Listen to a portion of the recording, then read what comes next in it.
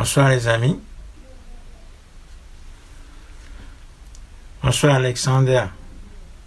Oui, écoute, on fait aller. Non, je ne vais pas parler de Guillaume Soro, ça n'a aucun intérêt. L'affaire Guillaume Soro, Ouattara ne présente aucun intérêt à notre peuple.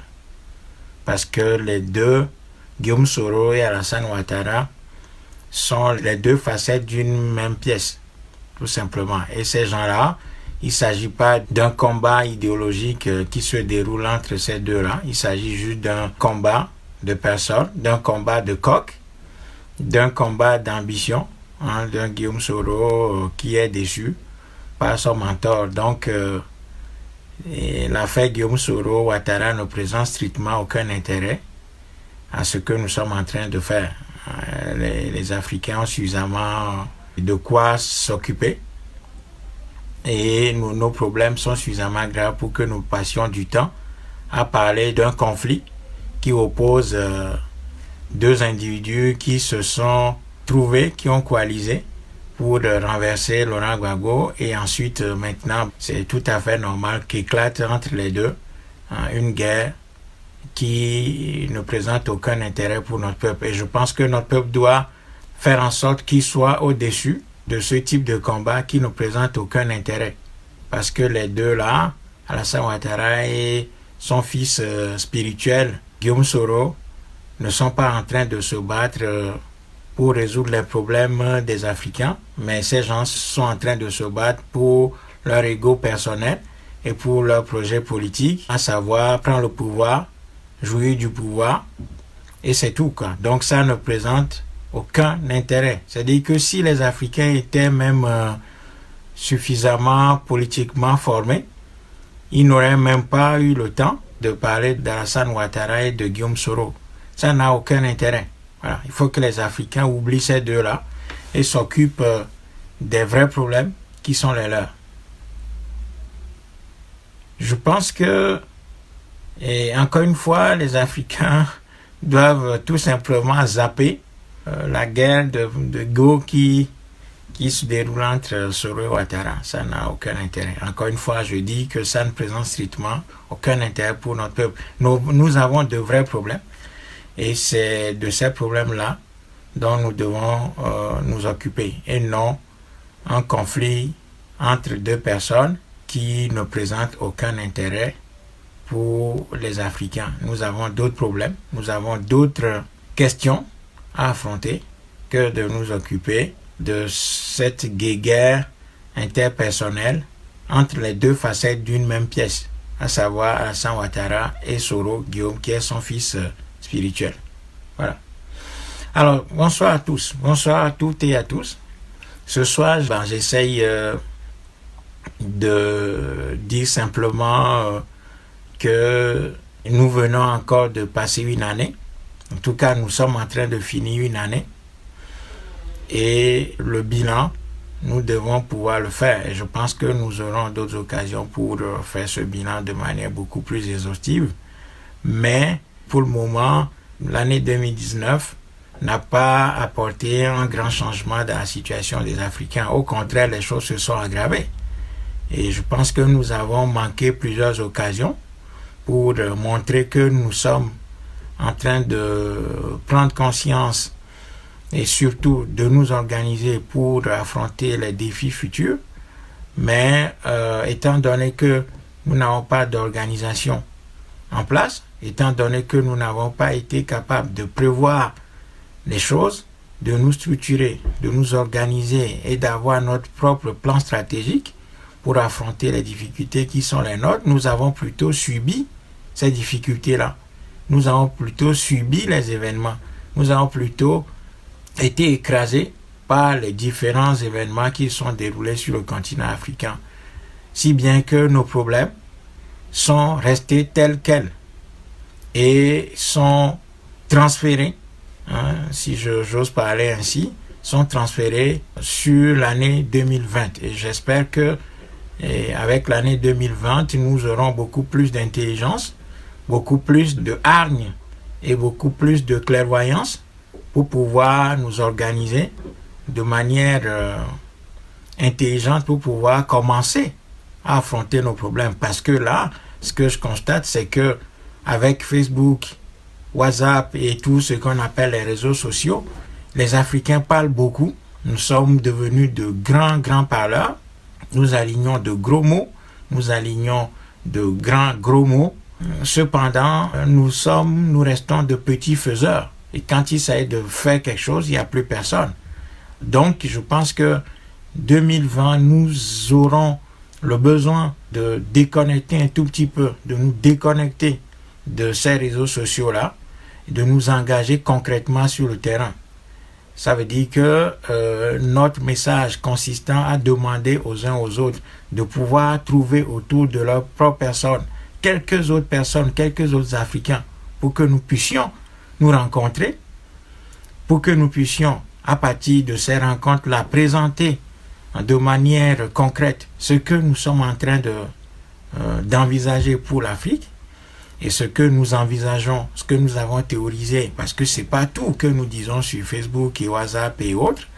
Nous avons besoin de ces rencontres physiques où nous aurons à nous toucher, à nous voir dans les yeux et à pouvoir partager les idées qui sont les nôtres et ainsi, à partir de ces rencontres-là, créer la structuration et les organisations ou l'organisation qu'il faut pour aller de l'avant. Parce que là, nous sommes en train de passer beaucoup de temps sur Facebook où nous disons les mêmes choses quasiment, où de gros mots sortent nuit et jour.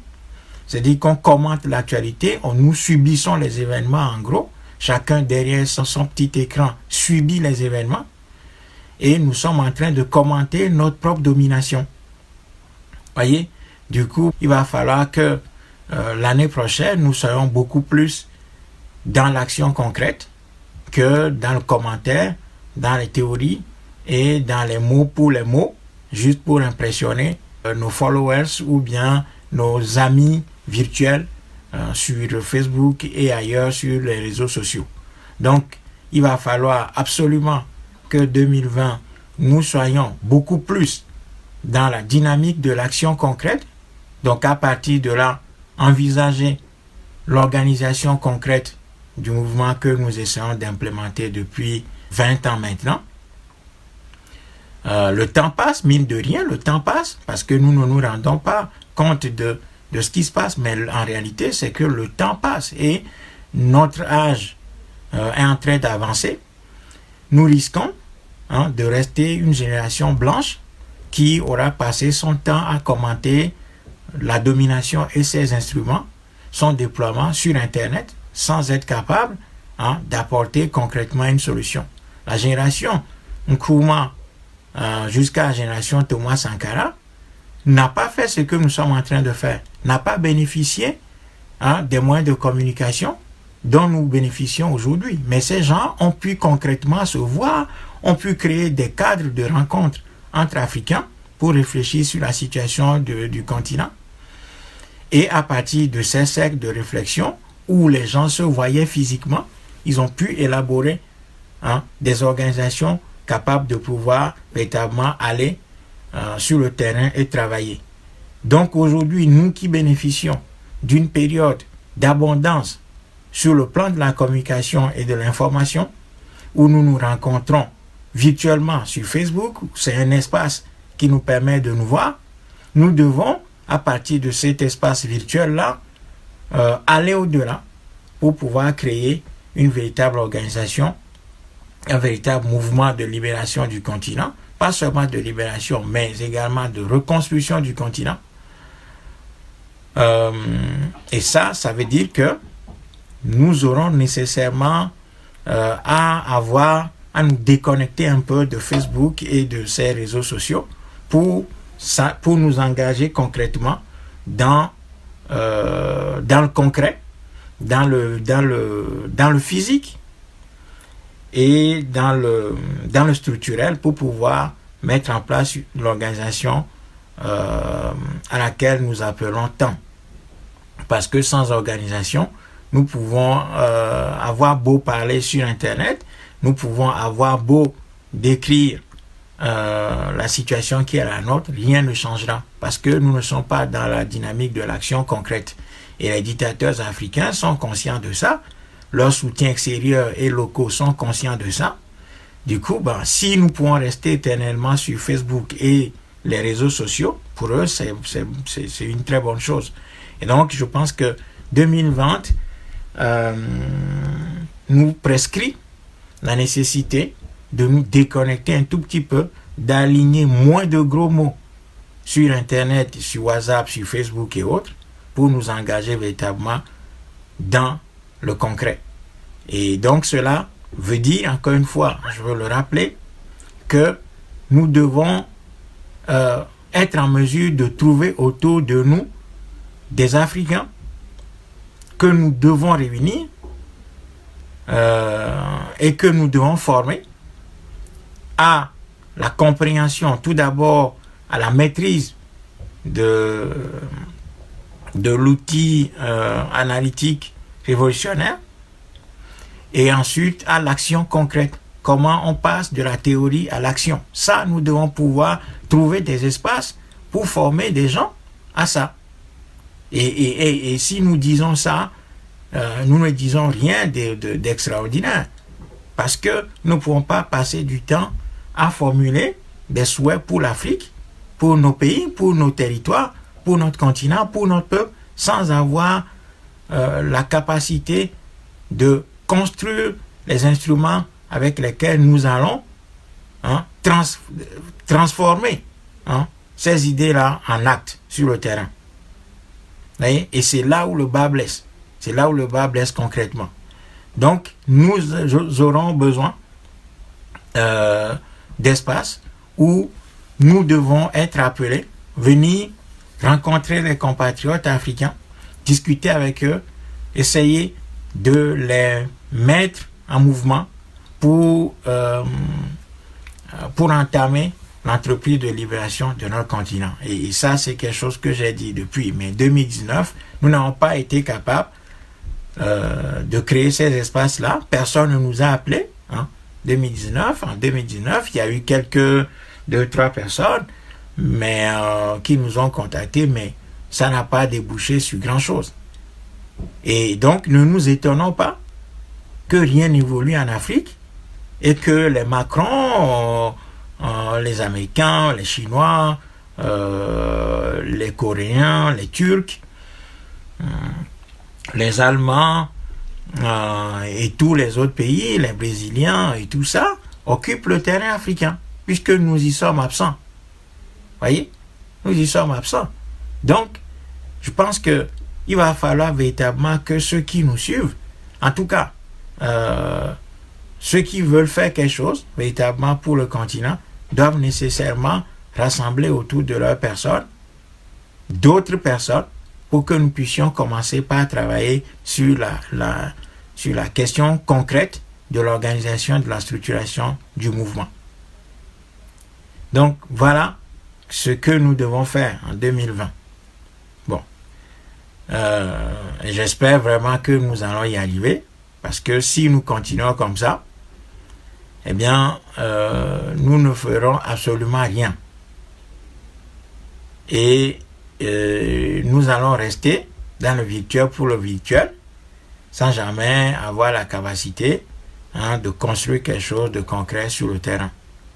Et donc, nous allons être une génération blanche qui va passer sa vie dans le virtuel sans jamais être capable de concrètement aller à la reconquête de notre espace pour ensuite envisager sa reconstruction sur de nouvelles bases. Donc, voilà ce que je voulais dire ce soir sur ce point. Je ne sais pas s'il y a je vois qu'il y a quelques commentaires. S'il y a des questions, on va essayer de les aborder. J'essaie de voir. Alors, je vois là qu'il y a... Alors, il y a le frère Alexander Anani Banza qui dit mon frère, quand même, une convergence des idées et de combat entre Boeba Bong, comme Lankogli et Kémy Séba. Certainement. Bon, Boeba Bong, je connais personnellement. Bon, je le salue d'ailleurs au passage. Cet homme m'a beaucoup donné, pour le combat. Mais honnêtement, si vous voyez la situation, c'est que, bon, je peux pas tout dire ici, mais disons simplement que nous ne sommes pas assez reconnaissants envers ceux qui ont sacrifié leur vie pour nous. Voilà. Et c'est le cas de Boumba Bong. Et je pense que Boumba Bong aujourd'hui aurait pu connaître une autre situation que celle qui est la sienne aujourd'hui. Donc, bon, je ne vais pas trop parler de ça, mais je connais très bien la situation. Et c'est avec regret que je peux dire ici que le constat factuel, c'est que les Africains ne reconnaissent pas, ne sont pas assez reconnaissants et ne sont pas assez humains envers ceux parmi eux qui se sacrifient pour les causes communes. Ça, c'est vraiment regrettable. Et je pense que à ce niveau-là, il y a de grands efforts à fournir. Il y a de grands efforts à fournir parce que nous isolons les gens les plus capables parmi nous, les gens les plus véridiques, les gens les plus justes, les gens les plus déterminés, les gens les plus lucides parmi nous. Nous les excluons parce que leurs idées nous font peur. Et vous aussi, vous voyez très bien l'actualité. C'est quoi? C'est qu'il y a beaucoup de commentaires sur ce qui se passe en Côte d'Ivoire entre Alassane Ouattara et son fils spirituel Guillaume Soro, qui sont les deux facettes d'une même pièce. Mais bon, comme les Africains aiment tellement le théâtre, des choses inutiles, on passe du temps là-dessus. Et c'est ça qui va être l'actualité, qui va préoccuper les gens, qui va occuper les gens jusqu'à, je sais pas, jusqu'à quand. Mais voilà, c'est comme ça. Ça, c'est regrettable. Voyez, normalement, si nos milieux militants étaient politiquement avertis, étaient politiquement bien formés, nous n'aurons même pas à parler de Guillaume Soro et d'Alassane Ouattara parce que ce sujet ne présente aucun intérêt. Mais voilà, ce sont ces sujets-là qui nous préoccupent, ça nous amuse. Un assassin comme Guillaume Soro, qu'est-ce qu'on a en entente? Mais bon, voilà, des gens voient en Guillaume Soro l'avenir de la Côte d'Ivoire. Et quand un peuple fonctionne comme ça, puis qu'on adore les assassins d'hier, pourquoi est-ce que vous ne voulez pas que ces gens-là fassent des émules et fassent des enfants et fassent tache d'huile pour produire encore d'autres Guillaume Soro? D'autres Guillaume Soro vont naître. Vous voyez, c'est ça la vérité. Donc, c'est des choses comme ça. Moi, je ne veux même pas discuter de ça. J'ai déjà écrit plusieurs choses sur ces gens-là depuis 2010, 2011. J'avais prévu, le Mortra avait prévu ce qui arrive aujourd'hui entre ces deux-là. Parce que c'est comme ça que l'histoire fonctionne. C'est comme ça que l'histoire fonctionne. Vous pouvez aller sur Google, taper comme la Pogli, Guillaume Soro et Alassane Ouattara, vous allez trouver tout ce que j'ai dit sur ces gens-là. D'ailleurs, le conflit qui surgit aujourd'hui entre ces deux-là, c'est que ça a mis trop de temps. Parce que moi, j'avais prévu que ça allait arriver un peu plus tôt. Voyez? Donc, c'est des sujets comme ça qui nous préoccupent et donc nous abandonnons les vrais combats, les vraies idées, les idées les plus adaptées à nos situations, nous les jetons à la poubelle et nous nous consacrons à des choses futiles, à des choses inutiles qui nous apportent strictement rien parce qu'on aime ça, parce que c'est le théâtre, c'est théâtral, ça fait rire et ça ne demande pas beaucoup d'efforts. Et donc ça, c'est des sujets qui nous amusent. Donc en revenant sur la question de la convergence d'idées entre Boumba Bong, Kémy Séba et nous-mêmes, disons que oui, c'est une vérité, mais encore une fois, la situation dans laquelle se trouve notre compatriote Boumba Bong, pour moi, personnellement, je pense que cela témoigne de l'attitude des Africains qui ne reconnaissent pas assez ceux qui se sacrifient pour eux de manière véridique et totale. Voilà. Pour Kémy Séba, effectivement, il y a quelques idées que nous partageons avec lui. C'est un sujet que nous n'avons pas beaucoup abordé jusqu'ici. Mais disons que là où nous nous retrouvons, nous essayons d'avoir une convergence d'esprit. Pour le moment, on ne s'est pas trouvé physiquement, mais nous le soutenons, nous partageons parfois certaines de ses publications et à chaque fois qu'il se trouve en difficulté, vous voyez que le Mortra est là pour le soutenir et le défendre, quoi. Voilà. Alors maintenant, je pense qu'il y a un certain nombre d'aspects des pratiques de Kémy Séba qui ne nous plaisent pas beaucoup. C'est tout cet aspect théâtral, tout simplement très théâtral, qui est assez problématique, mais le fond des idées est tout à fait convergent et acceptable. C'est-à-dire que là où nous nous trouvons, eh bien nous n'hésitons pas à aller vers ces gens, nous n'hésitons pas à aller à solliciter ses frères. C'est ce que nous faisons assez régulièrement. Donc à partir du moment où nous trouvons une convergence d'idées avec d'autres, ben, nous essayons de les aborder. Après, bon, c'est pas forcément que les gens acceptent la main tendue et viennent vers nous, quoi. On n'a pas forcément l'impression que les gens veulent véritablement qu'on travaille ensemble. En tout cas, ce que le Montra essaye de faire, ce n'est pas de rassembler tout le monde, et ça c'est quelque chose que nous assumons parfaitement, parce que nous tirons les enseignements de l'histoire. Nous tirons les enseignements de l'histoire tout simplement parce que c'est ça qui a tué le panafricanisme d'Nkrumah.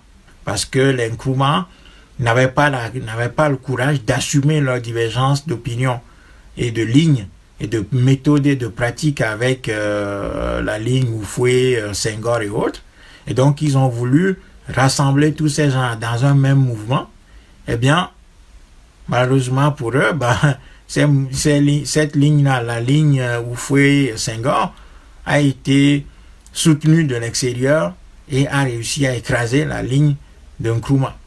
Donc, il ne faut pas forcément qu'on cherche à rassembler tout le monde. Ce que nous essayons de faire, c'est de clarifier autant que possible nos idées, de les poser sur la table, d'en discuter, de les faire connaître, de les imposer en quelque sorte et de construire autour de ces idées-là. Après, s'il y a d'autres mouvements qui se retrouvent dans ce que nous portons comme idée, eh bien, nous n'hésitons pas et nous n'hésiterons pas à aller vers ces mouvements-là et ces organisations-là. C'est ce que nous avons toujours fait. Et nous continuerons à travailler de cette façon-là. Donc ça, c'est ce que je peux répondre au frère Alexandre. Alors, est-ce qu'il y a d'autres? Non. Il n'y a pas d'autres questions.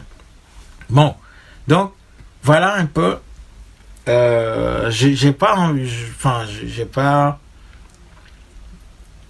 la volonté de m'attarder beaucoup ce soir. S'il n'y a pas de questions ou de commentaires qui puissent susciter une réaction de ma part, je voudrais simplement dire aux Africains et aux compatriotes du Togo que 2019, qui est en train de finir, a encore une fois démontré notre faiblesse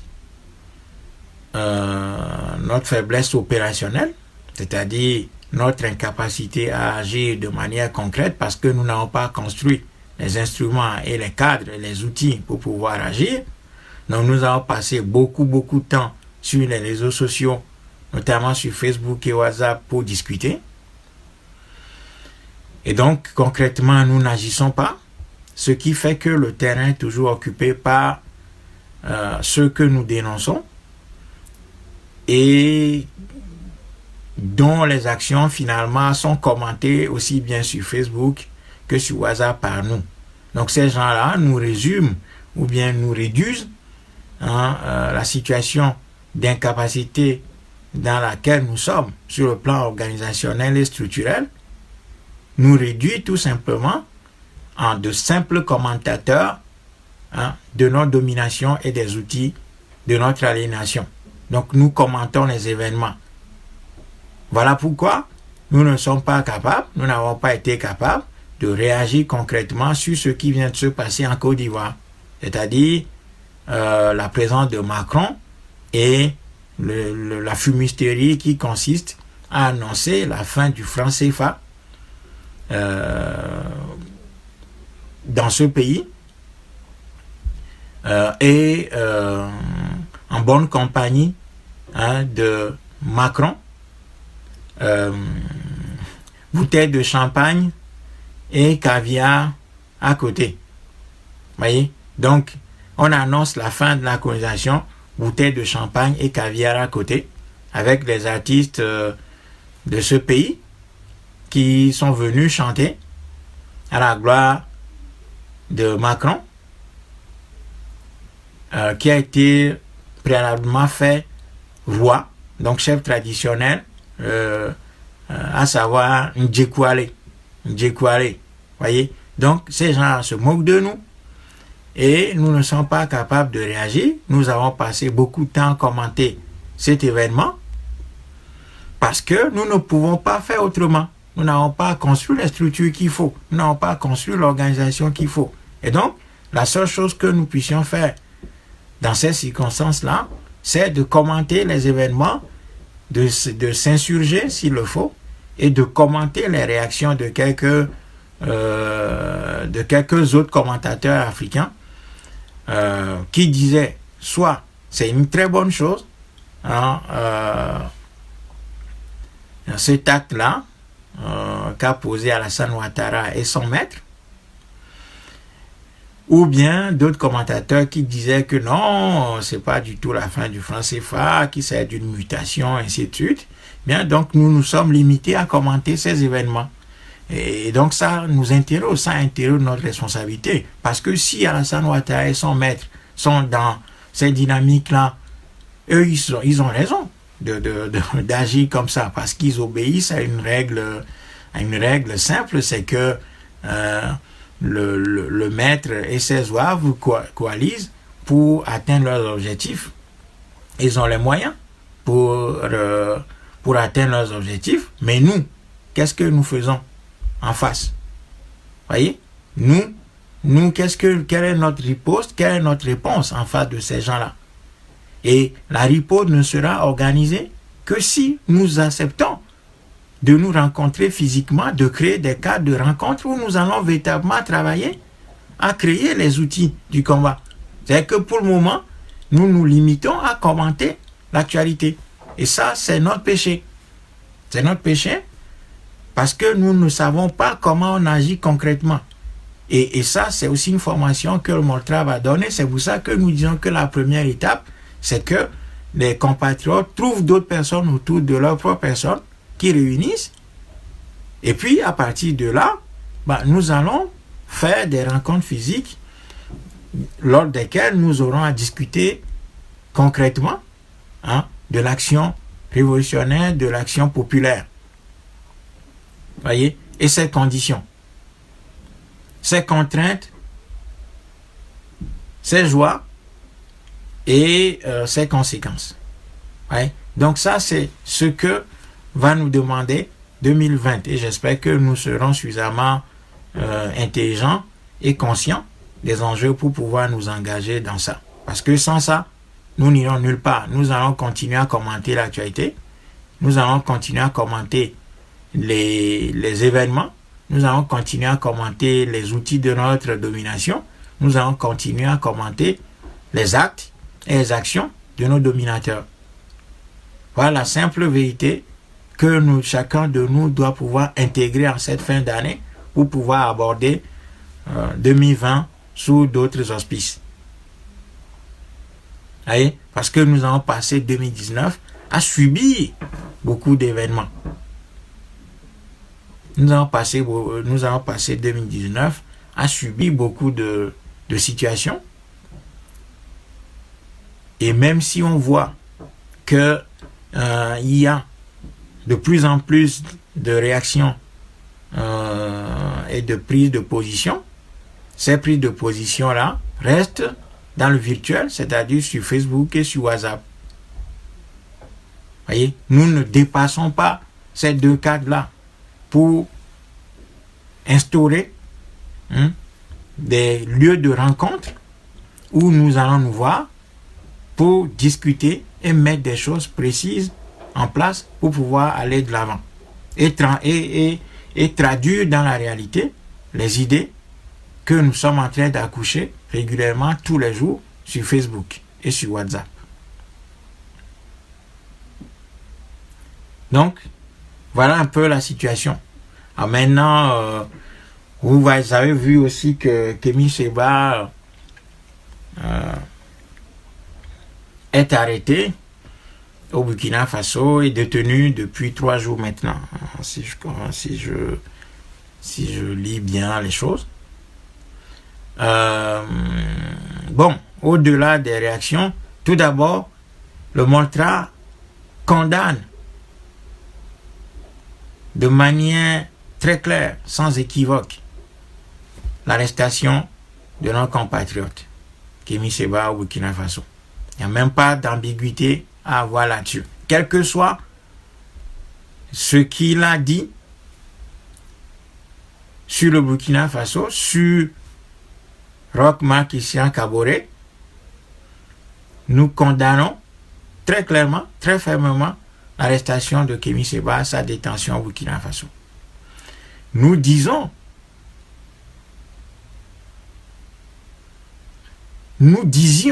avant Kémy Séba et après Kémy Séba que effectivement les présidents africains sont présidés, c'est-à-dire que c'est des gens, ce sont des marionnettes qui sont dirigées de l'extérieur et que ces gens-là ne méritent aucun respect. Nous disons très simplement que ces gens ne méritent aucun respect. Parce qu'on entend quelques personnes nous dire que Kémy Séba a outrepassé les règles de la bienséance, du respect, qu'il n'a pas respecté le président burkinabé, soi-disant, et que il a été impoli et donc il doit être puni. Tout d'abord, je voudrais rappeler qui est Christian Kaboré. Christian Kaboré, qui est aujourd'hui, qui occupe le palais présidentiel au Burkina Faso, est un homme du sérail, c'est un homme du système. Ce gars-là était avec les communistes, dirigé par Valère Sommet,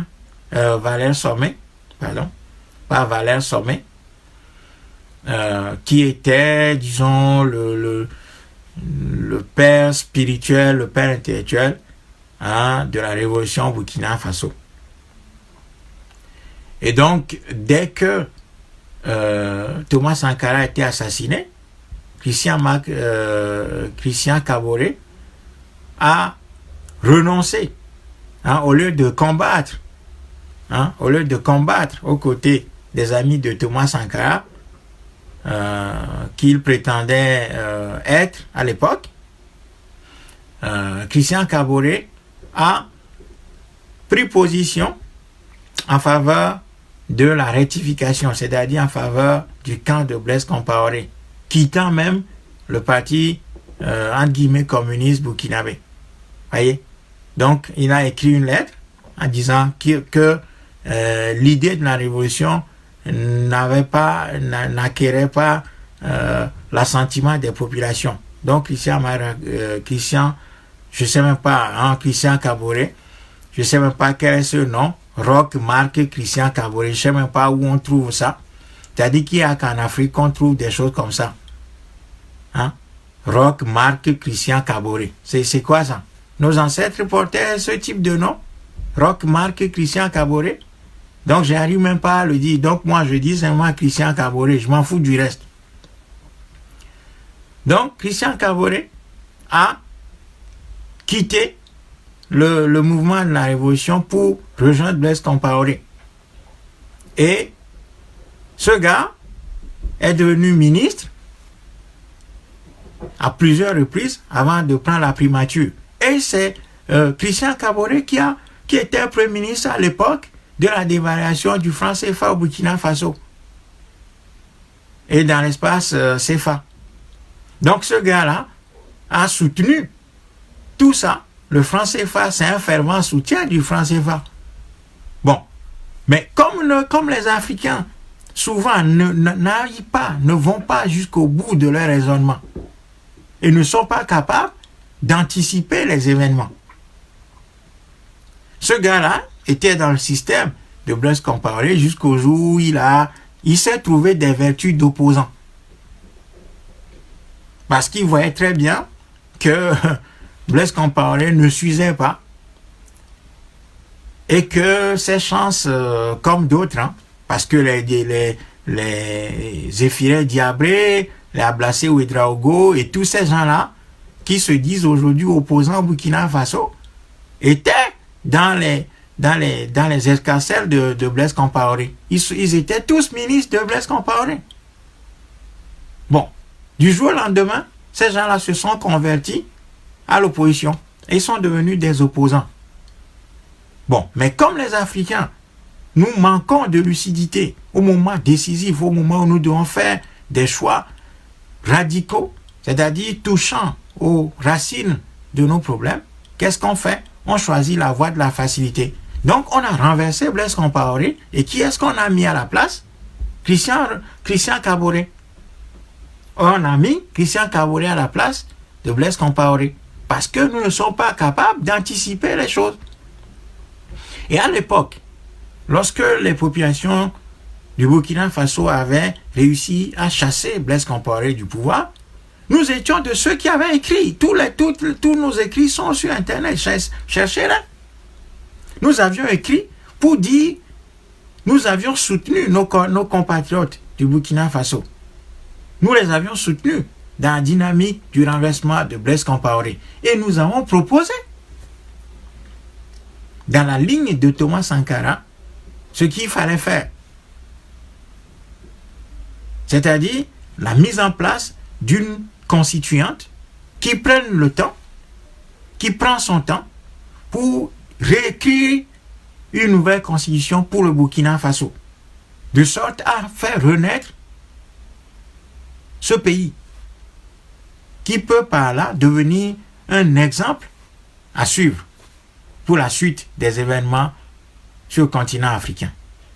Bon, donc, nos compatriotes ont chassé Blaise Compaoré et qu'est-ce qu'ils ont fait à la suite? Au lieu de prendre le temps, au lieu de payer le prix de ce sacrifice-là pour réécrire une constitution adaptée à notre mentalité, à notre histoire, à nos souffrances en tant que peuple, à notre parcours historique, fondé sur nos valeurs, au lieu de retourner à la bifurcation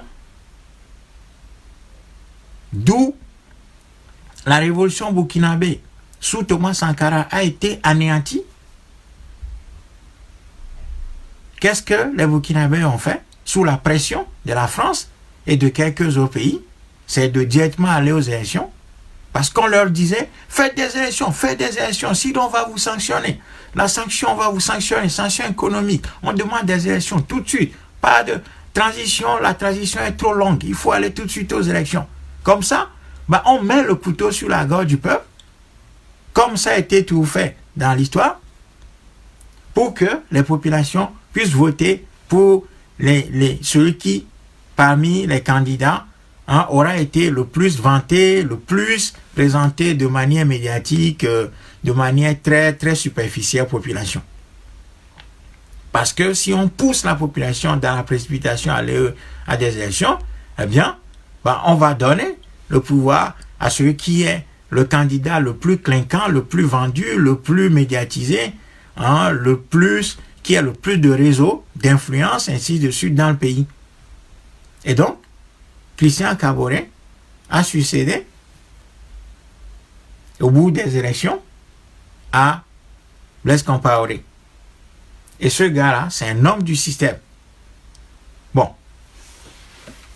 Alors maintenant, comme les Africains, comme très souvent, quand nous faisons des choix comme ça, qu'est-ce qu'on fait? Même si on voit très bien que ce gars-là ne répond pas ou ne répond pas à nos problèmes, qu'est-ce qu'on fait? On continue quand même de le soutenir parce que on se dit qu'on n'a pas le choix et que c'est le moins pire des solutions qui s'offre, c'est la moins pire des solutions qui s'offre à nous. Voyez? Parce qu'on est lâche, on n'arrive pas à assumer nos opinions et nos responsabilités jusqu'au bout, quitte à passer par des souffrances énormes pour pouvoir aboutir à la renaissance de nos pays. Donc les gens manquent de cohérence, ils optent pour des solutions de facilité, pensant neutraliser, pensant mettre fin à la souffrance du moment avec une solution qui va créer plus de difficultés dans l'avenir. Voilà comment les Africains fonctionnent. Et donc, ce monsieur Christian Kaboré, qui occupe le palais présidentiel aujourd'hui au Burkina Faso, comme je l'ai dit, est un homme du système. Sa gouvernance ne diffère en rien de ce que Blaise Compaoré avait fait, c'est-à-dire qu'on prend les mêmes recettes, néolibérales, capitalistes, et on avance avec. Il n'y a rien qui a changé au Burkina Faso. Bien au contraire, la situation sécuritaire est devenue plus délétère parce que ces gens ne maîtrisent rien du tout, ne contrôlent aucun espace, ne contrôlent rien du tout. Tout ce qui les intéresse, c'est ce qu'ils appellent leur fauteuil présidentiel. Oui, c'est ça le fond de la chose. Et donc, on dit terrorisme au Burkina Faso. Et ce monsieur, Christian Kaboré, vient sur les antennes de la télévision dire publiquement que quand il a pris le pouvoir, que des terroristes sont venus le voir à la présidence. Christian Kaboré dit, ça se trouve sur Internet. Je l'ai même publié sur notre page Moltra ou sur ma page personnelle comme la Pogli. Christian Kaboré vient sur les médias, il dit, en tant que président du Burkina Faso, il dit que lorsqu'il est arrivé à la présidence, que des terroristes sont venus le voir pour lui réclamer des voitures qu'ils auraient commandées à Blaise Compaoré, ou bien que Blaise Compaoré leur avait promis. Et Christian Kaboré dit, en tant que président, qu'il a laissé ces gens-là, enfin, qu'il leur a dit qu'il faut qu'ils aillent chercher leur voiture commandée auprès de celui auprès de qui ils ont fait cette commande. C'est-à-dire, aller chez Blaise Compaoré demander ce qu'il leur avait promis. En tant que président d'un pays, il dit ça. Il dit que les terroristes sont venus le voir dans son palais présidentiel pour lui réclamer des voitures que Blaise Compaoré leur avait promis. Et, première question, en tant que président, tu laisses les terroristes partir. Tu leur dis, allez demander les voitures que Blaise Compaoré vous a promis à Blaise Compaoré, qui se trouve en Côte d'Ivoire. Mais ça là, si on le dit à un sourd, normalement ses oreilles doivent s'ouvrir.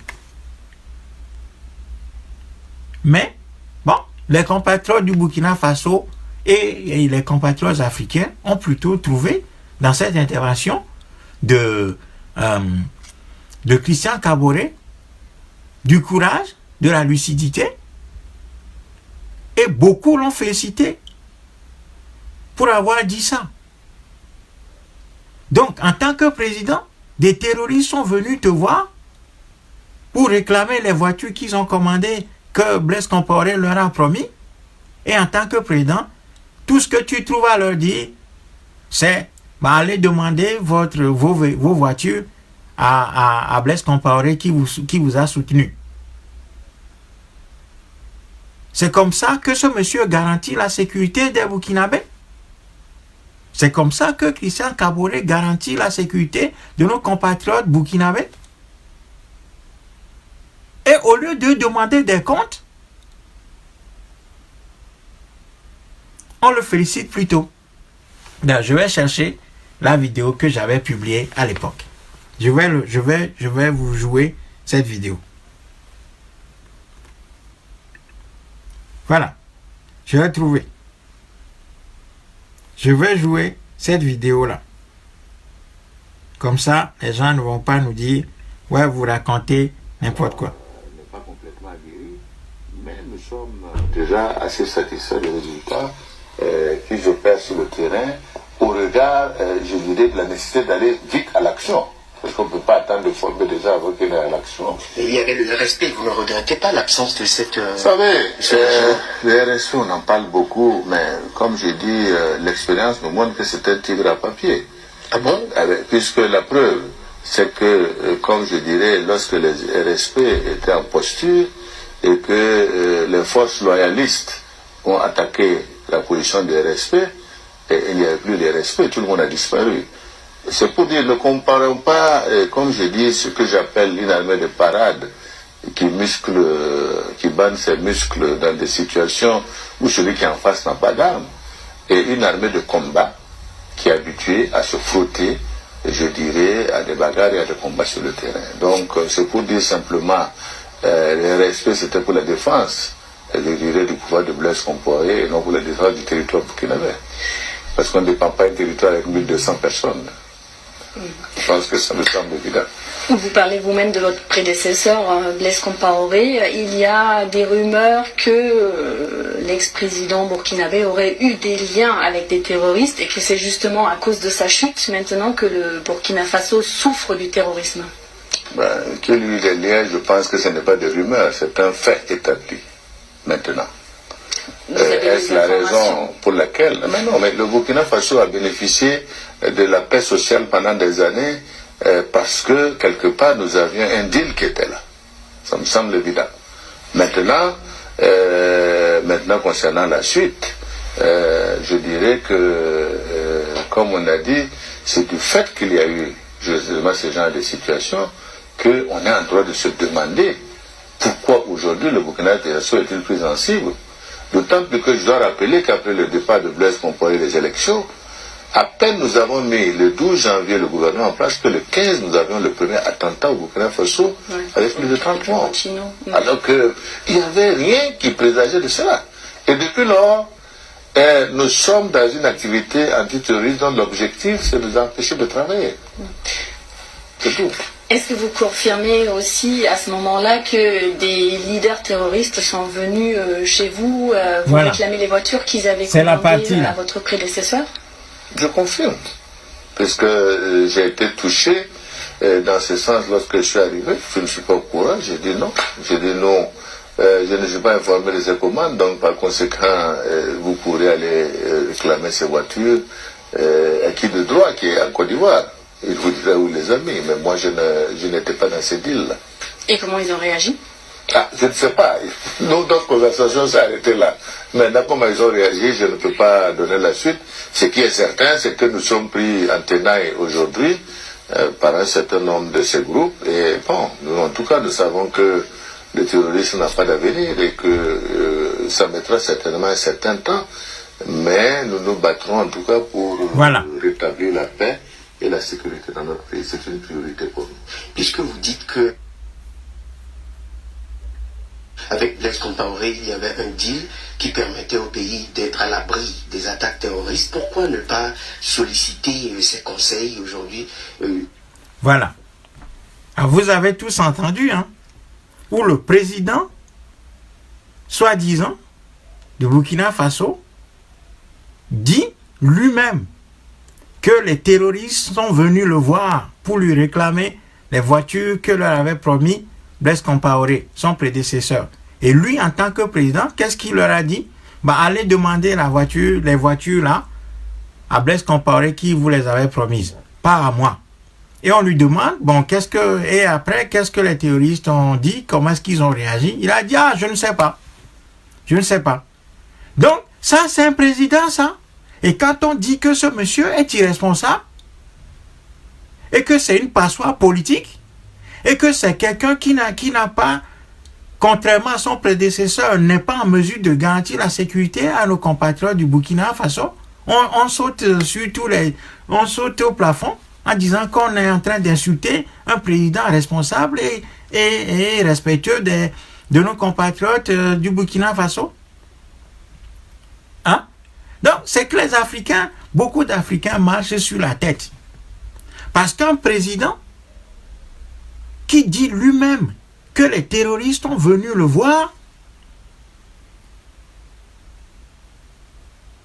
pour lui dire de leur donner les voitures que Blaise Compaoré leur avait promis et que ce monsieur n'a rien trouvé à faire que de dire allez demander ça à celui qui vous a promis ces choses-là, pas à moi, il les laisse partir sans les arrêter.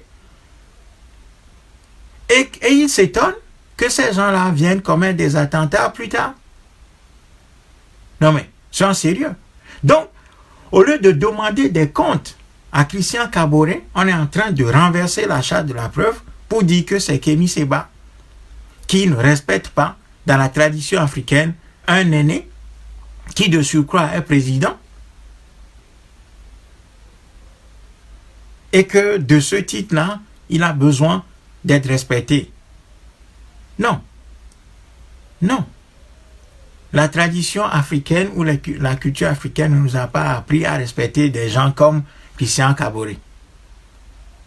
Des gens qui agissent comme ça, des gens dont le parcours est fait de traîtrise répétée, d'indignité, d'inconstance au gré de leur intérêt personnel. Vous voulez qu'on respecte ça? Et il y a certains Africains qui disent que c'est bien fait pour Kémy Séba parce qu'il n'a pas respecté un président digne d'être respecté. Quelqu'un qui laisse des terroristes partir. Donc, normalement, le compatriote du Burkina Faso devait demander, et tous les Africains devaient demander des comptes à Christian Kaboré. Oui. Donc, bon, je pense que à un moment donné, nous serons comptables de ce que nous aurons compris et de ce que nous aurons fait, de ce que nous aurons compris. Et chaque fois, l'histoire nous montre que nous sommes en train de déraisonner, nous sommes en train de marcher sur la tête, mais tout ça ne nous dit rien. Oui, nous sommes en train de déraisonner complètement. Un monsieur comme ça, on nous dit que ce monsieur est digne d'intérêt et digne d'être respecté. Et ce monsieur se permet d'arrêter un compatriote comme un compatriote à la personne de Kémy Séba et l'incarcère. Parce que on lui a dit simplement que ce monsieur n'est pas digne d'être respecté et qu'il est une passoire politique et qu'il est une marionnette, ce qui est une évidence. Ce qui est une évidence. Aucun des dirigeants africains aujourd'hui ne se gouverne et ne gouverne le territoire qui est le sien de manière totalement indépendante. Ça, c'est une évidence, tout le monde le sait. Mais je ne sais pas pourquoi on veut nier ça. Parce que comme nous ne voulons pas assumer nos responsabilités, nous voulons trouver des pistes de soulagement à nos souffrances.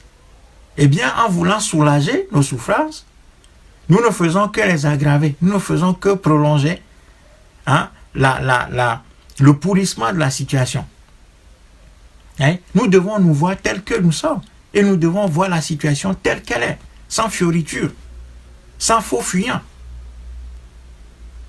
Voyez? Ce n'est pas parce que quelques-uns de ces laquais au pouvoir viennent faire quelques phrases à connotation panafricaniste, à connotation anticolonialiste, que ces gens-là ne sont pas du système et que nous devons les adouber et nous devons les adorer. C'est-à-dire que quand vous voyez quelques marionnettes comme Idriss Déby, Christian Kaboré, et quelques autres talons ou des choses comme ça, des gens comme ça qui viennent nous aligner 2-3 mots, hein, les Youssouf Mamadou du Niger et autres qui viennent amuser la galerie parce que surfant sur la vague de l'anticolonialisme virtuel sur les réseaux sociaux qui n'a pas encore une implication concrète sur le terrain. D'ailleurs, Mamadou Issoufou dit, il a fait une interview dans laquelle il disait sur RFI et sur France 24 que lui ne voit pas des foules défiler, ce qui est une vérité. Mais ces gens-là se permettent de surfer sur la vague de la colère qui est en train de monter, gentiment,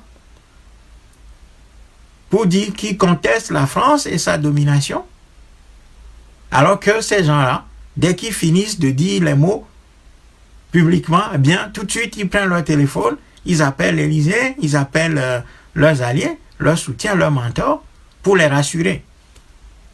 En disant tout simplement, bon, ne vous inquiétez pas, c'est juste pour communiquer, bon, parce qu'à un moment donné, il faut que nous soyons aussi un peu, c'est que comme nous sommes maman des jumeaux, nous sommes obligés de donner les deux seins. Nous sommes obligés d'ouvrir, d'enlever complètement le soutien pour que les deux bébés puissent téter les deux seins en même temps. Hein. Donc, si on arrange vos intérêts, à un moment donné, il faudrait qu'on jette aussi quelques os à la masse africaine qui est en colère, dont la colère monte progressivement, juste pour calmer, pour montrer qu'en fait, nous ne sommes pas vos marionnettes, en gros. Donc, c'est un jeu de rôle.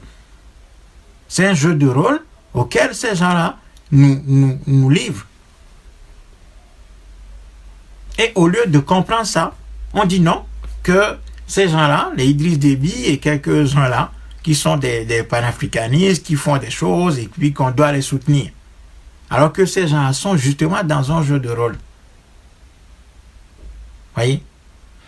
Et quand il s'agit de prendre des décisions, ces gens ne sont pas là. Donc, revenant à la situation de Kémy Séba, son arrestation et sa détention au Burkina Faso, nous disons simplement que, effectivement, nous confirmons que Christian Kaboré, j'arrive toujours pas à dire son nom complètement, Christian Kaboré est une marionnette et est absolument incapable de protéger nos compatriotes du Burkina Faso. Parce que lui-même, vous l'avez vu tout à l'heure, je l'ai montré, c'est que ce monsieur a laissé partir les terroristes dont il déplore aujourd'hui les actions, soit disant que ces terroristes étaient venus le voir pour lui réclamer des voitures que Blaise Compaoré leur aurait promis.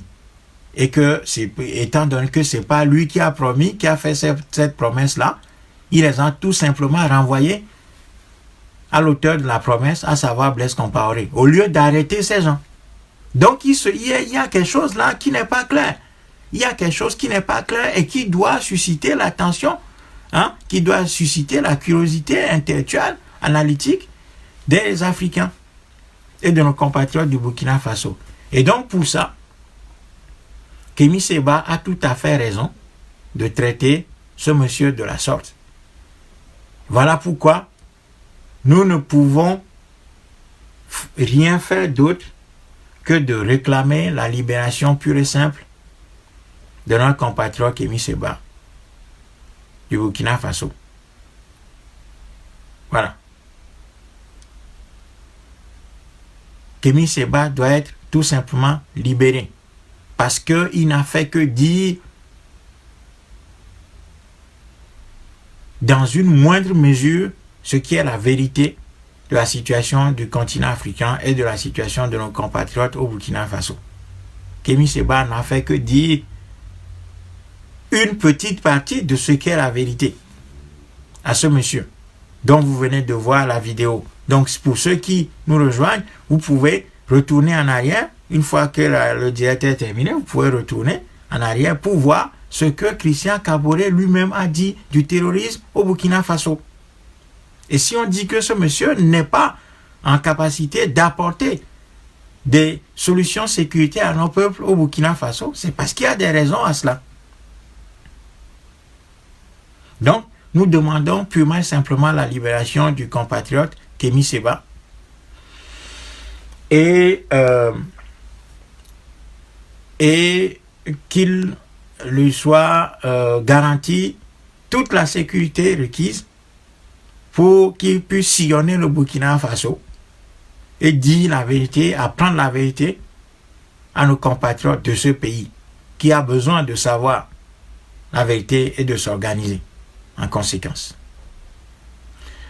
Malheureusement pour nous, nous ne sommes pas suffisamment organisés. Sinon, l'arrestation de Kémy Séba aurait déclenché une vague de protestation un peu partout des Africains pour réclamer sa libération pure et simple.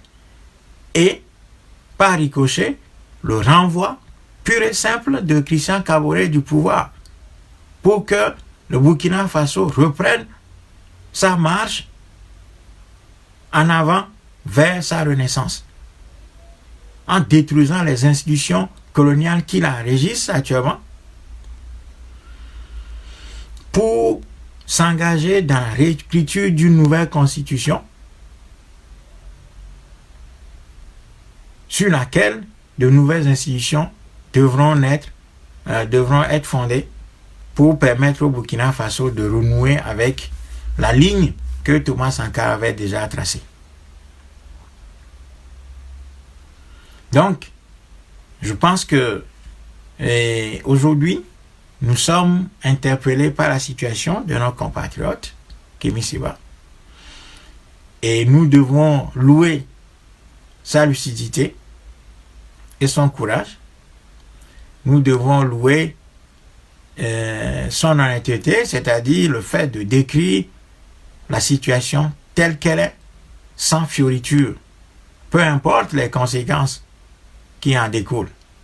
Et Christian Kaboré n'aura pas d'autre choix que de libérer Kémy Séba. C'est-à-dire qu'aujourd'hui, nous ne sommes pas en mesure de lui imposer ça. Mais il n'aura pas d'autre choix que de le libérer. Voilà. Il n'aura pas d'autre choix que de le libérer.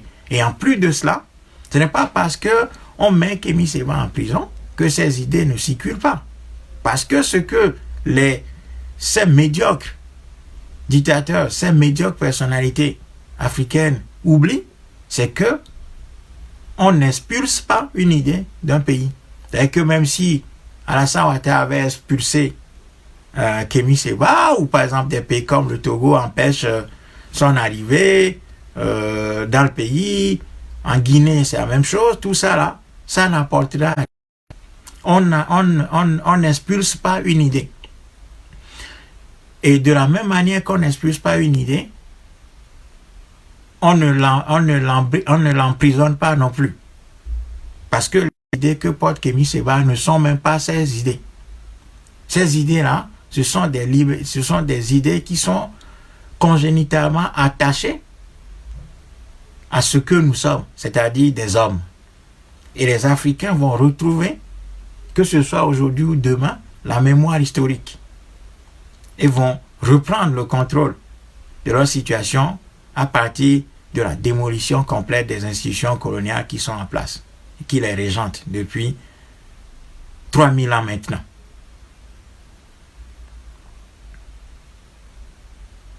Donc, Christian Kaboré n'aura pas d'autre choix que de libérer Kémy Séba. Voilà, parce que telle est la marche de l'histoire. C'est clair. C'est clair. Mandela a fait 27 ans de prison. Ils ont fini par libérer. Ses idées ont continué. Pendant qu'il était en prison, ses idées ont continué. Donc, si Christian Kaboré croit pouvoir, avec ses zouaves, croit pouvoir tuer les idées que Kémy Séba apporte aujourd'hui, c'est qu'ils ne connaissent rien de ce qu'on appelle l'histoire des idées. L'histoire des idées politiques. C'est que ces gens ne savent pas comment les idées marchent et atteignent des masses populaires. Voyez? Donc, encore une fois, le MOLTRA apporte son soutien total au compatriote Kémy Séba, réclame sa liberté, condamne Christian Kaboré, réaffirme effectivement que Christian Kaboré est une marionnette et que c'est une passoire politique, parce que ces gens-là étaient aux côtés de Blaise Compaoré. C'était ces gens qui volaient, qui violaient, qui truandaient à la fois le Burkina Faso et la sous-région aux côtés de Blaise Compaoré. Sentant les choses progressivement s'étioler, ces gens se sont découverts des vertus d'opposants. Et comme notre peuple est un peuple qui parfois, au lieu de faire le choix du sacrifice, de la douleur pour gagner plus tard, qui choisit plutôt la voie de la facilité à court terme, eh bien on a donné le pouvoir à ce type de personnage.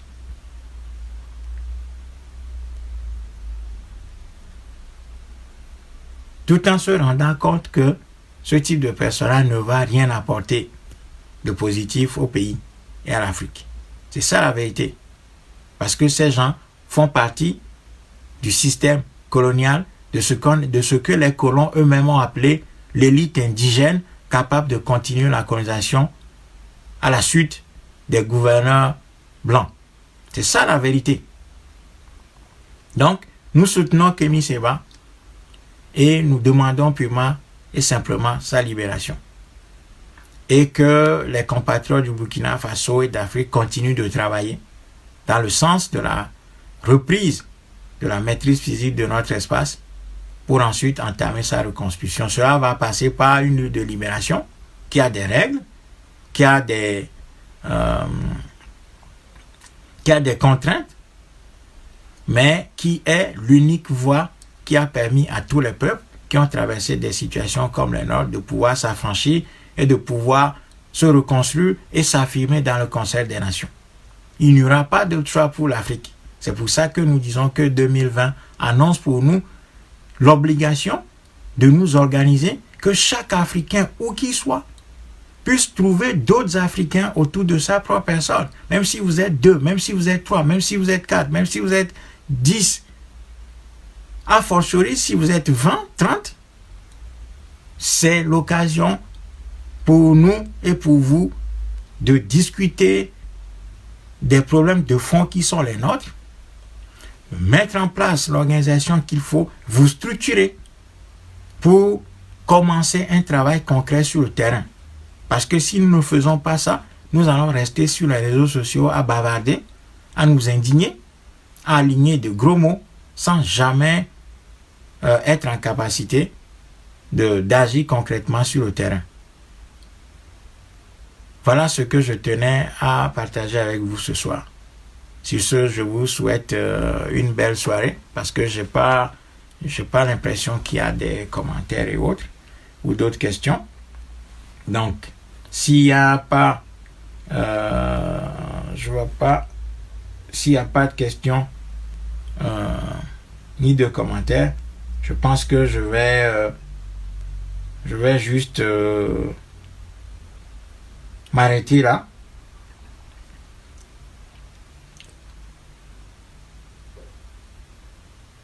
Et vous souhaiter une belle soirée. Et voilà, si le franc CFA, tout ça, pour nous, c'est des sujets sans grande importance parce que tant que nous n'avons pas libéré l'Afrique, tant que nous n'avons pas libéré notre espace géographique, nous ne pourrons pas avoir une monnaie qui soit véritablement la nôtre et qui pilote une économie qui soit au service des Africains. Donc la question du franc CFA est une question superfétatoire, c'est une question disons supérieure qui repose sur une base. La question de base, c'est l'État africain lui-même. Parce que le système colonial est multidimensionnel. C'est-à-dire que le système colonial africain est un système total et totalitaire, tentaculaire.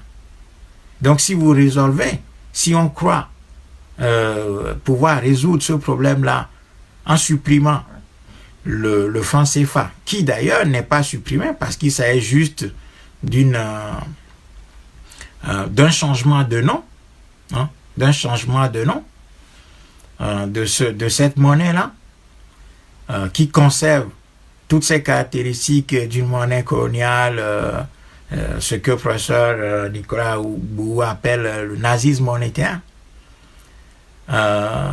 Donc si nous croyons que nous allons résoudre les problèmes africains en prenant que le franc CFA comme problème à résoudre, nous avons tout faux. Parce qu'une monnaie, elle repose d'abord sur une économie. Et l'économie africaine est une économie coloniale. Vous pouvez tout dire. Vous pouvez dire tout ce que vous voulez. L'économie africaine, dans sa fonction, dans ses caractéristiques actuelles, est une économie coloniale. Et donc, même si on a une monnaie, une autre monnaie, qui n'est pas le CFA, la situation ne va pas changer. La situation ne va pas changer. Parce que la situation coloniale est beaucoup plus globale. Elle concerne la langue que nous parlons, hein, c'est un problème. L'école africaine, les armées africaines, les élites coloniales africaines, l'agriculture africaine est une agriculture coloniale. Le cadre étatique africain est un cadre étatique extraverti, tourné vers l'extérieur, qui condamne et qui combat la vision africaine de la vie en société. Les accords de coopération militaire, les accords commerciaux, c'est-à-dire l'OMC, les règles de l'OMC, les investissements directs étrangers, ce qu'on appelle les IDE, les plans nationaux de développement qui sont inspirés des plans d'ajustement structurel, des programmes d'ajustement structurel. Tout ça, c'est un tout. L'Afrique est insérée, l'Afrique est dans les reins d'un système global. Donc, si les Africains veulent gagner juste la bataille du franc CFA, en croyant que si on résout ce problème-là, qui d'ailleurs, encore une fois, je le redis, n'est pas résolu, ça est juste d'un changement de nom de cette monnaie-là, c'est que nous n'avons rien compris. Le système est totalitaire. C'est-à-dire qu'il faut saper, il faut le détruire de sa base et non dans ses conséquences. C'est-à-dire avant que la monnaie, avant que le CFA ne naisse en Afrique, il a fallu que les colons conquièrent l'Afrique. Physiquement d'abord, la géographie africaine a été possédée par les colons d'abord et ils ont changé les institutions ensuite pour changer l'économie et ensuite la monnaie. Donc, si vous voulez détruire ce système-là, c'est pas à la monnaie, c'est pas aux conséquences qu'il faut s'en prendre. C'est plutôt à la racine du problème. Donc, le cadre, le support matériel de ces outils, que sont les conséquences,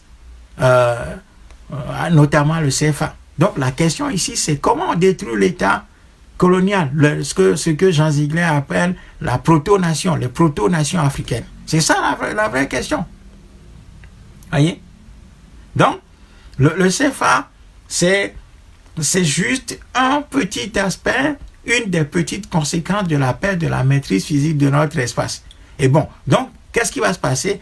Ceux qui sont les étapistes, c'est-à-dire les étapistes, ceux qui veulent qu'on règle les problèmes étape par étape, pas à pas, vont nous dire, bon, si on résout, si on touche le CFA, c'est déjà un problème de résolu. Donc, le reste va venir gentiment. Sauf que nous avons tout faux. C'est que le système colonial fonctionne comme ça.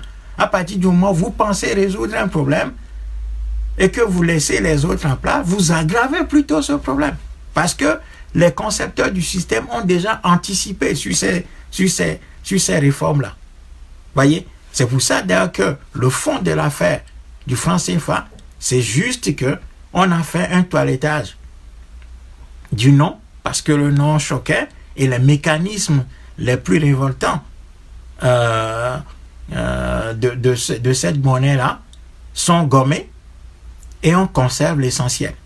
Du coup, si les Africains veulent résoudre le problème de l'Afrique, il faudra qu'on dépasse la question du franc CFA, parce que nous avons parlé du franc CFA entre 2009-2010, mais nous avons abandonné ce sujet-là, parce que nous savions très bien que c'est pas ça la question de fond. Maintenant que beaucoup d'Africains découvrent ça, les gens s'excitent. Ça fait depuis 3-4 ans maintenant que ce sujet est devenu un sujet d'actualité, du quotidien, où tout le monde s'excite là-dessus.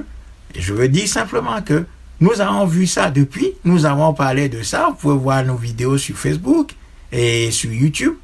Depuis 2010, nous avons parlé du franc CFA. Et même avant 2010, nous avions écrit des choses sur le franc CFA. Mais nous avons totalement abandonné ce sujet-là. Parce que ce sujet n'est pas le fond du problème africain. Parce que la monnaie n'est que un outil, servant à l'économie. Or, l'économie africaine, c'est ça. L'économie africaine, c'est ça le fond du problème. Et pour détruire l'économie coloniale, et donc la monnaie coloniale qui la supporte, il va falloir nécessairement s'attaquer à l'État colonial africain lui-même. Ce qu'on appelle une proto-État. Un proto-État ou une proto-nation. Voilà. Il y a quelqu'un qui me pose la question, dit d'ailleurs, voilà, j'avais déjà expliqué ça, que Nkrumah disait que la bataille politique, d'abord, c'est-à-dire à partir du moment où on reconquiert notre espace géographique pour reconstruire les institutions politiques, on va changer complètement la monnaie, l'économie, tout ce qu'on veut. La société, l'église, les religions importées, tout ce qu'on veut, nous allons les changer. Mais tant que nous ne menons pas cette bataille-là, nous nous trompons. C'est pour ça que le Moltra, nous avons parlé du franc CFA entre 2008, 2010, 2011 par là. Et après, nous l'avons totalement abandonné. Voyez, parce que nous avons compris que c'est pas là le sujet de fond du système qui nous embrigade. Le sujet de fond du système qui nous embrigade se trouve dans la constitution même de l'État africain, qui est un proto-État, qui est une constitution coloniale venant de l'extérieur. Et les colons n'ont pas pu changer totalement les institutions africaines sans avoir d'abord la maîtrise physique de cet espace-là, pour y construire des élites coloniales, indigènes, capables de persister, de faire persister le projet colonial. Donc c'est ça le fond de la question. C'est pas la question du CFA, hein. On se trompe. Et d'ailleurs, comme nous venons de le voir, on a juste changé le nom du franc CFA pour conserver davantage ces mécanismes les plus fins et les plus destructeurs. Avec l'économie coloniale, c'est-à-dire tournée vers l'extérieur, qui est totalement conservée, qui est d'ailleurs aggravée avec la ZLECA, la zone de libre-échange africaine. Voyez? Donc la ZLECA aggrave la situation d'extraversion du continent parce que nous n'avons pas encore maîtrisé notre espace. C'est ça la question de fond. Voyez? Et donc, les différents autres mécanismes qui restent, donc les accords économiques bâtis par l'OMC, les accords de partenariat économique avec l'Union européenne, les divers accords avec les États-Unis, ce qu'on appelle l'AGOA, hein, et ainsi de suite. Toutes ces questions-là sont d'une gravité exceptionnelle. Et les investissements directs étrangers, les investisseurs soi-disant qui viennent créer de la valeur en Afrique, ces gens-là, mais c'est plus destructeur que le franc CFA. Vous voyez, ça c'est les questions de fond sur lesquelles nous allons, nous aurons à travailler l'année prochaine. Voilà, nous allons passer du temps pour discuter de toutes ces questions. Voilà, je vois qu'il y a une question, je vais juste voir. Alors, merci beaucoup, Kodjo Nouvi. Quelles sont les valeurs sur lesquelles se base le Moltra? Bon, ça c'est une question classique. Le Moltra se base sur les valeurs africaines. Nous sommes tout simplement dans l'optique de la mémoire historique retrouvée des peuples africains. Pour nous, il est clair que le peuple africain ne peut pas se reconstituer tant qu'il ne mène pas le combat de libération. Le combat de libération passe par d'abord l'analyse de la situation pour comprendre que nous sommes dans une situation clairement coloniale qui n'a pas crise. Ce n'est pas une question d'élection, ni de dialogue, ni de tout ce que vous voulez, mais qu'il s'agit d'une question d'une continuité coloniale et que de ce titre, nous devons bâtir l'organisation qu'il faut pour aller à la reconquête de notre espace géographique pour ensuite entamer sa reconstruction sur les valeurs purement africaines, à savoir les valeurs de solidarité, les valeurs de vérité, d'amour. Hein? Donc la maths, hein, ce qui a été pratiqué en Égypte à partir de l'idée que les Égyptiens se faisaient de la vie en société et de la vie de l'homme qui, selon les Égyptiens concevaient la vie comme une immortalité. Et donc les actions de l'homme devraient s'inscrire dans cette échelle temporelle, à savoir l'immortalité. Et donc l'homme doit viser le bien. C'est sur ça que l'Égypte est fondée et l'Afrique, d'une manière générale, est fondée sur ça. Donc nous sommes les héritiers, nous sommes les descendants de nos ancêtres, les pharaons, et c'est cette mémoire historique que nous voulons retrouver. Il y a des gens qui ont dit « Oh là là, c'est un rêve, c'est impossible et tout ». Ben, je vous renvoie simplement à l'histoire, d'une manière générale, l'histoire de la France, de l'Allemagne, de l'Italie, de la Chine, des États-Unis, ben, de l'Angleterre, de tous ces pays-là qui ont fait leur renaissance, quoi. La renaissance d'un pays, c'est tout comme ça. Donc, il faut retourner à l'histoire pour retrouver les valeurs intrinsèques de la société dominée pour pouvoir la rebâtir sur ses valeurs et découvertes et mises à jour. Voilà. Donc, les valeurs de solidarité, de vérité, de combat, de justice, hein, pour le bien de tous.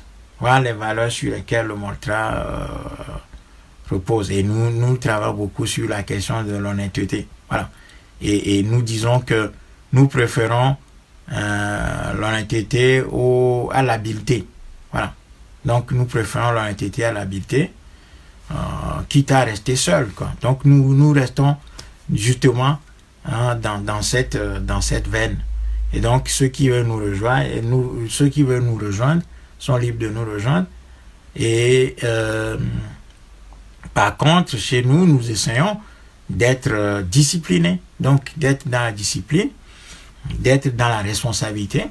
Ça veut dire que nous ne disons pas les choses pour les dire, que nous réfléchissons bien, nous analysons les choses, nous essayons de nous former, hein, pour comprendre la complexité de nos problèmes, de sorte à pouvoir rendre leur explication simple, c'est-à-dire découvrir la complexité de nos problèmes pour pouvoir rendre leur explication simple à comprendre aux gens, parce que notre population, notre peuple est détruit par plusieurs mécanismes, hein, notamment la région et l'école, hein, qui ont complètement détruit l'Africain, l'ont déprogrammé pour le reprogrammer ensuite, de sorte à ce que l'Africain réponde, hein, aux besoins du marché international et non à ses propres besoins.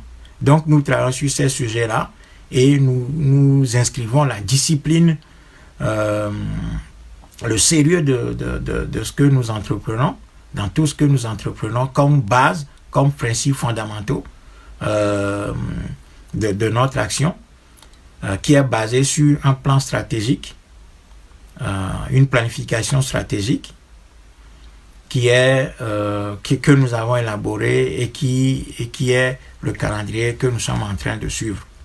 Bon, malheureusement, voilà, notre discours parfois fait fuir les gens parce que nous n'avons pas adopté les méthodes de la communication propagandiste. Nous avons voulu rester simple, clair, net, direct, dur, provoquer de l'électrochoc, choquer les gens dans leur manière de voir les choses, hein, provoquer un réveil par l'électrochoc en décrivant la situation telle qu'elle est. Et donc, de ce postulat, nous avons écrit beaucoup de choses, nous avons dit beaucoup de choses, nous avons fait des vidéos, des conférences, et ainsi de suite, nous avons fait des actions que vous pouvez trouver sur Internet. Tout le reste est sur Internet. Voilà les choses sur lesquelles je peux revenir ce soir en parlant un peu du Moltra, de son parcours, de sa vision. Nous sommes résolument panafricanistes. Nous sommes des descendants idéologiques, spirituels de Nkrumah, de Marcus Garvey, hein, de Kwame Touré, hein, de Samori Touré, des Béhanzin, hein, de Thomas Sankara. Voilà nos références. Et donc, tout le reste ne nous émeut pas. C'est pour ça que nous demeurons fermes, campés sur nos positions, et nous espérons que avec la rigueur, la discipline, le sérieux du travail que nous sommes en train de faire depuis des années, tôt ou tard, ça va payer. Et merci pour votre intérêt pour le Moltra. J'espère avoir répondu à votre question et que vous avez la possibilité de poursuivre, de compléter les informations que je viens de vous donner en allant chercher les informations sur Internet. Voilà.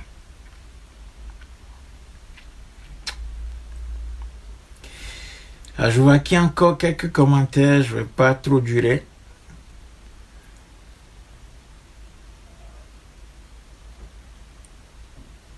Kevin Benpolo nous dit il faut combattre aussi la bourgeoisie comprador car elle constitue une brèche dans laquelle le colonialisme trouve toujours une faille. C'est une condition sine qua non.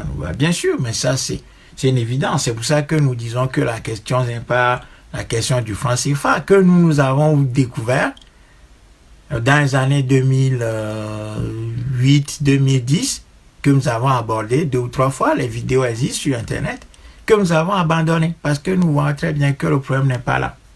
Voilà.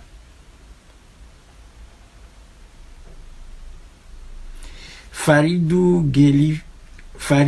Guelifa dit justement, toujours dans ce précaré de franc CFA, il paraît que le nom ECO n'était pas pour remplacer le franc CFA, mais plutôt une monnaie projet de l'UMOA. Oui, ben effectivement, il y a effectivement ce projet-là.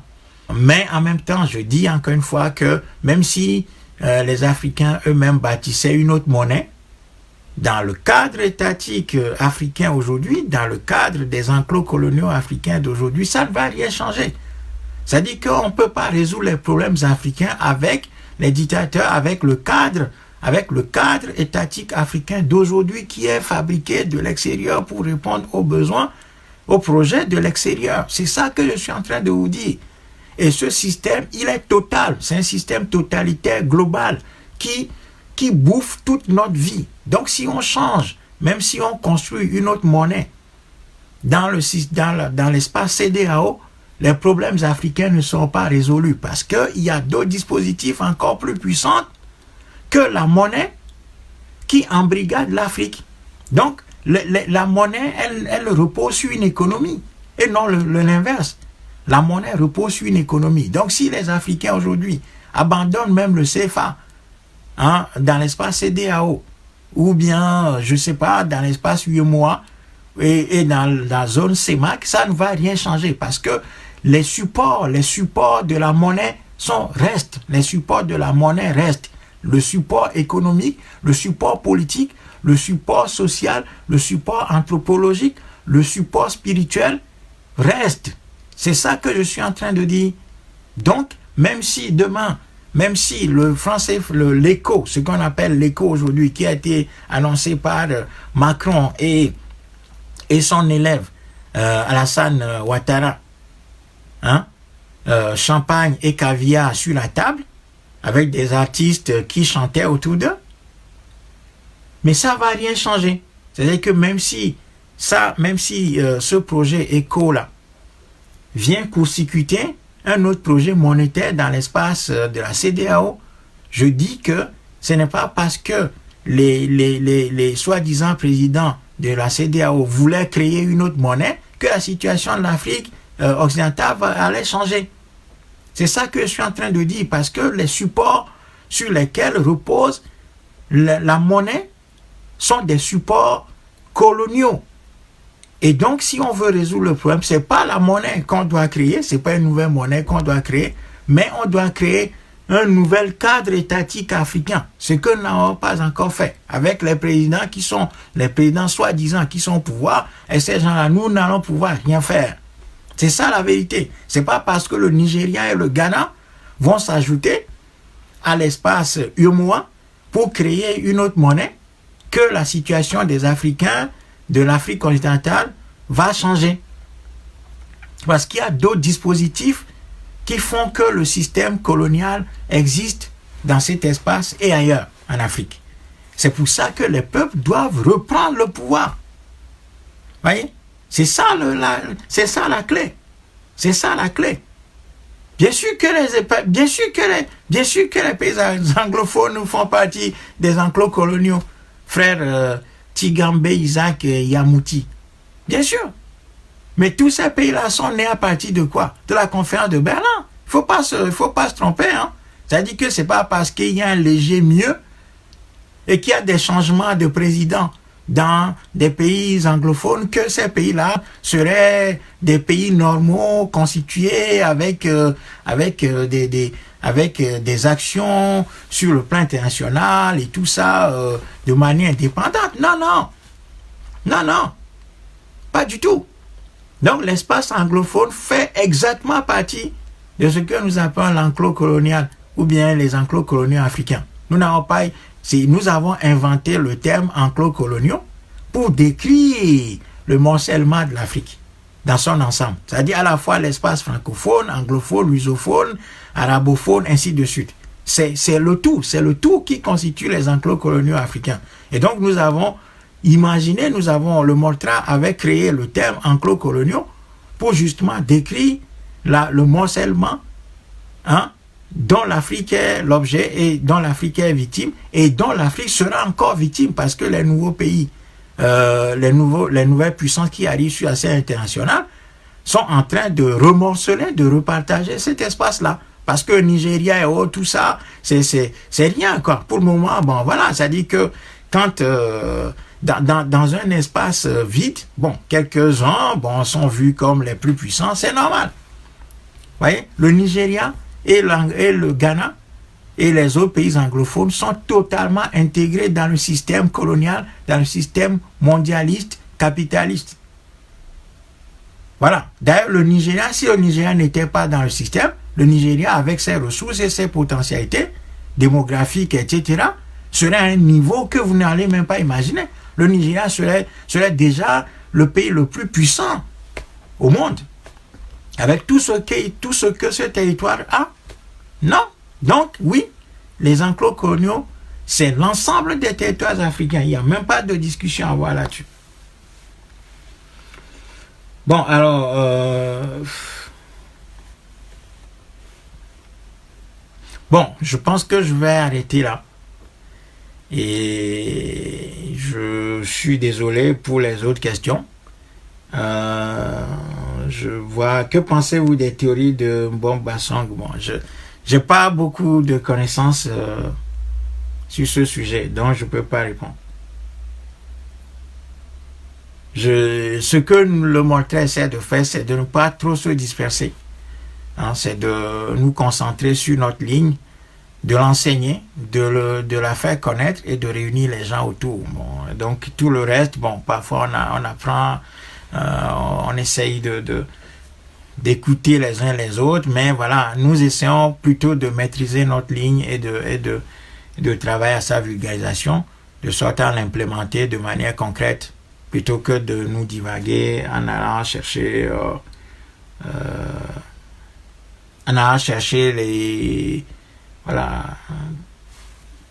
d'autres choses qui certainement nous seraient utiles, mais nous considérons que pour le moment, nous nous contentons de ce que nous avons élaboré, qui est déjà si difficile à cerner totalement pour ensuite aller ailleurs. Voilà, donc je m'en excuse. Comprenez mon ignorance et excusez-moi de mon ignorance sur ce sujet-là. Voilà. Allez, sur ce, je vous souhaite une bonne soirée. Continuez à partager la vidéo, continuez à faire connaître nos idées et inscrivez-vous dans l'action. Soyons moins présents sur Facebook et sur les réseaux sociaux. Pour l'année 2020, commençons véritablement par rassembler des gens autour de nous. Même si vous êtes deux, c'est déjà bien. Même si vous êtes deux personnes de confiance, c'est déjà très bien.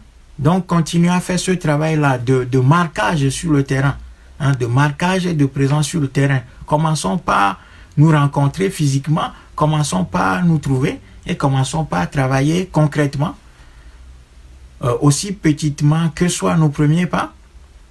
Faisons ce travail-là, nous verrons que d'ici quelques années, nous allons faire de grandes choses.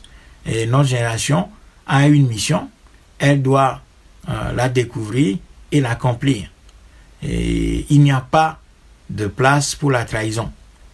Les dictateurs africains, les élites coloniales ont déjà trahi l'Afrique et ils nous ont plongé dans des souffrances énormes avec le soutien ferme de leurs mentors.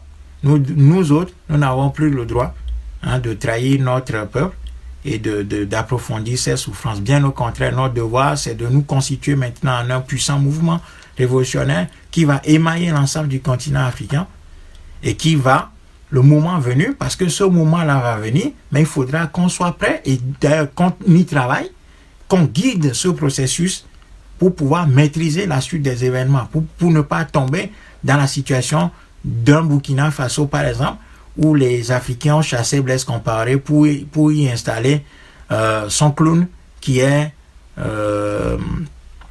Christian Kaboré. Voyez? Donc, nous devons maîtriser l'ensemble du processus. Nous devons savoir comment combattre, qu'est-ce que nous combattons, quand est-ce que nous le combattons, avec quoi. Et surtout, la grande question, c'est qu'est-ce que nous mettons à la place de ces gens-là. Parce que les lendemains du soulèvement populaire sont les périodes les plus importantes dans le processus de renaissance d'un pays ou d'un peuple. Voyez, c'est pour ça que nous avons un plan. Le plan de reconstruction de l'Afrique, nous l'avons. Mais ça, nous ne pouvons l'enseigner que si nous avons les cellules, nous avons les réseaux, nous avons des réseaux concrets, des groupes concrets qui sont là et qui nous sollicitent et qui demandent que nous puissions les aborder pour faire ce travail concret. Et comment est-ce que, sur l'ensemble de notre planification stratégique, comment est-ce que nous allons agir le moment venu pour reprendre la maîtrise physique de notre espace, de notre continent, pour ensuite entamer sa reconstruction. C'est ce devoir-là qui nous attend. Et il ne s'agit pas ici de fomenter quoi que ce soit. Nous sommes dans une vision politique claire. L'Afrique appartient à nous tous. L'Afrique n'appartient pas aux dictateurs africains et à leur cour. L'Afrique n'appartient pas aux Français. L'Afrique n'appartient pas aux États-Unis. L'Afrique n'appartient pas à qui que ce soit. L'Afrique, c'est le bien commun des Africains. S'il y a des gens qui s'engagent pour abîmer ce bien commun, il est du devoir de ceux qui souffrent de ce processus de destruction, de s'engager à leur tour, de se constituer pour reprendre ce bien des mains de ceux qui l'abîment. C'est pour ça que nous disons les choses aussi simplement que possible. Nous n'avons pas peur. Il ne s'agit pas de s'engager dans une action illégale. Non, non. Il s'agit simplement de dire, de faire comprendre à ceux qui abîment notre bien commun qu'est l'Afrique que nous ne pouvons pas être des spectateurs de ces situations de destruction de manière continue depuis 3000 ans maintenant sans réagir. Donc à un moment donné, il va falloir que nous nous organisions, nous qui souffrons des actes de nos frères avec le soutien de l'extérieur pour reprendre le bien commun qu'est l'Afrique des mains de ces gens-là pour ensuite entamer sa reconstruction dans l'intérêt de tous les Africains, y compris des descendants de ces gens-là, de ceux qui détruisent l'Afrique aujourd'hui. Tous les peuples qui ont fait leur renaissance sont passés par là. Et l'Afrique ne va pas pouvoir échapper, même si les Africains cherchent par tous les moyens d'éviter cette douleur de la lutte de libération. L'histoire va les rattraper et va les obliger à assumer leurs responsabilités. Et c'est dans ça que nous sommes. C'est pour ça que nous restons sereins et appelons à la constitution des groupes demain et après-demain pour que nous puissions véritablement commencer un travail véritable sur le terrain. Sur ce, je vous souhaite une bonne soirée. À très bientôt. N'oubliez pas que le débat continue. Je répondrai à vos questions si vous les laissez sous la vidéo. Merci de toujours continuer le partage de cette vidéo et de nos idées. Et surtout, n'oubliez pas que seule l'action détermine la place de tous les peuples dans l'histoire. Chaque peuple a une place en fonction de comment il agit et comment il décide de se débarrasser ou pas de ses chaînes. Voilà. Et donc, si l'Afrique veut retrouver une place, si les Africains veulent retrouver une place dans l'histoire, ils sont obligés de passer par l'étape de la lutte de libération et de la reconstruction du continent africain. Voilà, ce continent a des atouts énormes. Nous avons tous les moyens, nous avons ce que les autres peuples nous envient.